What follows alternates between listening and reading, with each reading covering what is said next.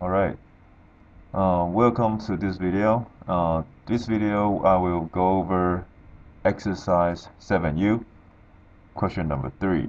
Alright, exercise 7U, question number 3, where we are given the graph of the second derivative f double prime, and we are asked to sketch a graph of f of x and f prime x.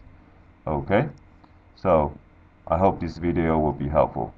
Okay, so I have just copied the graph for my second derivative over here, and on the right I have this kind of the sign diagrams set up. The first one is the sign diagram for my first derivative, and the second sign diagram is for my second derivative. All right, so I'm just gonna go ahead and start with this one, the second derivative sign diagram. So if you look at the graph, and this is like a upside down parabola. This is the graph of my second derivative, and I have two x-intercepts here at -3 and 2.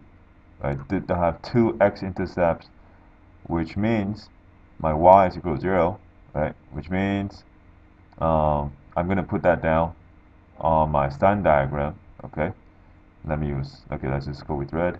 So I have -3, -3, and I have 2. Okay, so I'm going to summarize this second derivative graph into a sign diagram. So on the left, when my x is equal to a number that is less than -3, my everything here is below my x-axis. So everything is negative, right? Everything is negative. I'm going to put it down on my sign diagram. Everything is negative.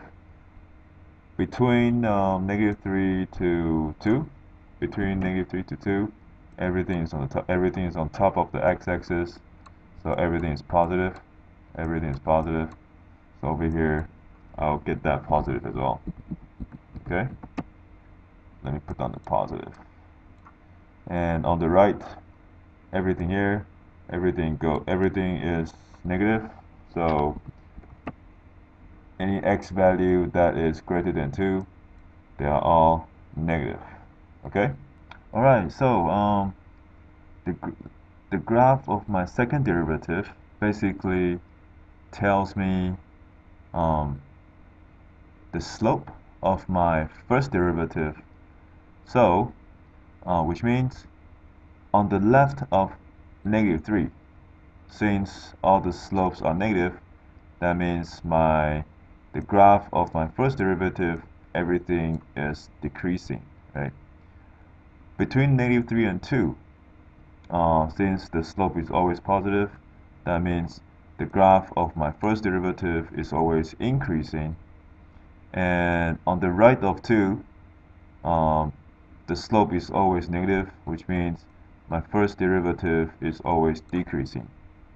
Okay, so as you can see here, from negative to positive, here I'm gonna have a minimum point at x is equal to -3 for my f prime x. Okay, f prime x, and I will have a maximum point at 2 for my f prime x as well. Okay, so I'm going to pause the video and I will try to sketch that. I'm going to pause the video and I'm going to sketch that. Okay. Alright, so here I have drawn my f prime x. Again, this is a potential graph for my f prime x, right? As you can see here, when my x is equal to -3, my slope should be 0. So that is my minimum point for my f prime x. And when x is equal to 2, my slope should be 0, right? So that is my maximum point of my f prime x. And let's continue to look at my f prime x graph. Everything on the left of -3, so my slope is always decreasing, decreasing, decreasing, decreasing. right? My slope is always decreasing. It's always that's why my graph is always negative, right? So that's correct. My sign diagram is correct. After passing through -3, so from here, my graph keeps on going up, right? Keeps on going up. So if you look at the sign diagram for my second derivative, it says positive, which means my sketch of my first derivative is correct. And after passing through, my graph goes down again, keeps on going down, keep on decreasing. And if you look at the second derivative, it is negative, so it says that my graph is correct. However, this is only the sketch, okay? This is just a very brief sketch. Kind of, we have just an idea of how the graph of the first derivative look like, right? And we're not done yet. We still have to sketch the original f of x, right? So in order for me to do that, now I'm going to look at my f prime x graph, the red color graph, and I have a few x-intercepts here as well. So one at maybe around -4.8, right? So I'm going to put that down on my sign diagram, -4.8. Another x-intercept here, maybe that's around 0.5, just approximately 0.5.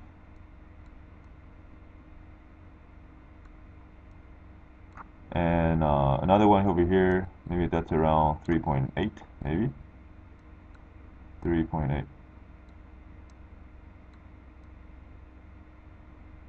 Okay, these values came by based on how I sketched my first derivative. Okay, so when you guys are sketching your own graph, as long as the shape looks something like this, as long as you have this minimum point and this maximum point for your f derivative, for the graph of your for your first derivative, it doesn't really matter how the graph looks like.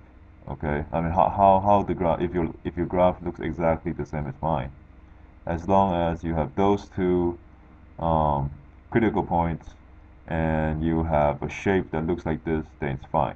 Okay, so your x-intercepts of your first derivative over here could be different from mine. Okay, it could be different. But I'm going to use what I have here and kind of create a sign diagram for my my f prime. Okay, so when my x is on the left of -4.8, everything is positive, right? Everything here is positive. So I'm going to put a positive here. Between -4.8 and 0.5, so everything here is negative, right? Everything there is below the x-axis, so that's negative. And between 0.5 to 3.8, everything here is positive, right? Everything there is positive. And finally, passing the point 3.8, everything is negative again, right? So I have negative. Okay, so now I know, so from the sign diagram of my first derivative graph, I know that the graph of my f of x, the original function, it will be increasing on the left of -4.8. It will be decreasing between -4.8 to 0.5, and you go up again, increase again from 0.5 to 3.8, and then come back down again, passing after 3.8. Alright, so I'm gonna pause the video here, and I'm gonna sketch the f of x graph. Okay. Okay. A few things that I should keep in mind is -4.8, since that is from increasing to decreasing, I'm gonna have a maximum point there. This is my max. I'll try to write this. Hope you guys can read that. That's a max. From negative to positive, this is a min. Alright, we're talking about the graph of my original function, f of x. And for 3.8, from positive to negative, again, that's a max. Okay, so now I'm going to pause the video and put that down. Okay.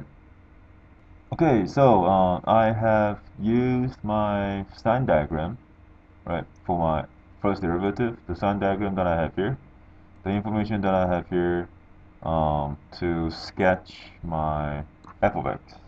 Right, so as you can see here, I have this ugly blue line, and this is my f of x.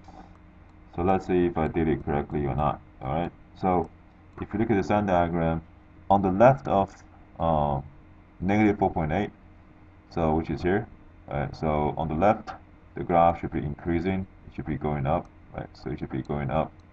So that's good. And I should have a maximum point, right? This is my maximum point. So that's good. And passing through that point, the slope should be, the graph is going to decrease, so it's going down. It's going to keep on going down until 0.5, right? It's going to keep on going down until 0.5, right? So looks like that's what I have here. And when x is equal to 0.5, I have a minimum point. So this is my minimum point. My minimum point is there, okay? After 0.5, my graph is going to go up again, right? My graph is going to go up and go up until my x is equal to 3.8, right? So if you move this down, that's 3.8, and that will be my maximum point. My maximum point is here, and then it's gonna come back down after that, come back down after that. All right. So I drew this graph with a mouse, and it took me a while. So I'm sure you guys can do a better job with what you have. All right. So let's just double check if my concavity is correct. So if I want to check my concavity, I look at the sign diagram of my second derivative. So on the left of negative 3, I should have concave down. So on the left of negative 3, as you can see, this is all concave down, right? That's all concave down. And in fact, over here, I should have a point of inflection. So from here, I should have concave up, all the way up to 2.